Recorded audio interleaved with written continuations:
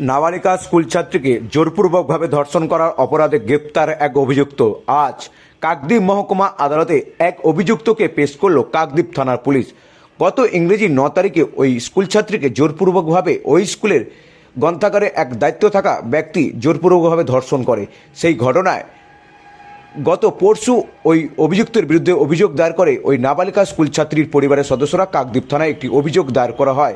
ওই অভিযুক্তকে কাকদ্বীপ থানা পুলিশ গতকাল বারাইপুর এলাকা থেকে গ্রেপ্তার করে।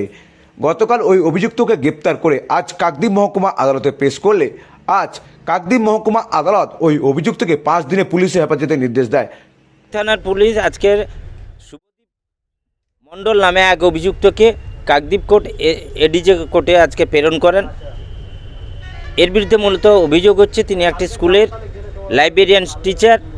তিনি গত ইংরেজি 9/8/2024 তারিখে ওই স্কুলেরই দিকে এক্সপেরিমেন্ট দেখাবার নাম করে সে যখন বাথরুমে গিয়েছিল সেখান থেকে ডেকে নিয়ে গিয়ে একটি ক্লাসরুমে, ফাঁকা ক্লাসরুমে তাকে জোরপূর্বক তার মুখে হাত চাপা দিয়ে এবং হাত পেছন দিক দিয়ে ধরে সিট বেঞ্চের উপর শুইয়ে দিয়ে তাকে রেপ করে এবং রেপ করার পরে তাকে হুমকি দেয় যে আমি সমস্ত কিছু রেকর্ডিং রেখেছি, তুই যদি কাউকে বলিস আর স্কুলে আসবি না, আর কাউকে বললে তোর এটাকে ভিডিও ভাইরাল করে দেবো, তোর সুসাইড করা ছাড়া কোনো পথ থাকবে না।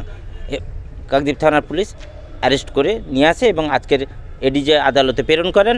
সেখানে তার 5 দিনের পিসি অ্যালাউ হয়।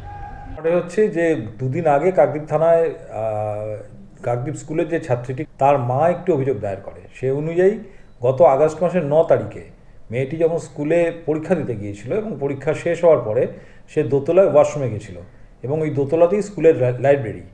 ওয়াশরুম থেকে বেরোনোর পথে ওই স্কুলের যে লাইব্রেরিয়ান যিনি আছেন তিনি মেয়েটিকে একটি ফাঁকা ঘরে নিয়ে যান এবং মেয়েটিকে ফাঁকা ঘরে নিয়ে গিয়ে তাকে জোরপূর্বক ফিজিক্যাল রিলেশন করে এবং সেই বিষয়ে কাকদ্বীপ থানায় একটি মামলা রুজু হয় দুদিন আগে এবং অভিযুক্ত যে লাইব্রেরিয়ান কাকদ্বীপ স্কুলের তাকে গ্রেপ্তার করা হয়েছে এবং সে বর্তমানে পুলিশ কাস্টডিতে আছে।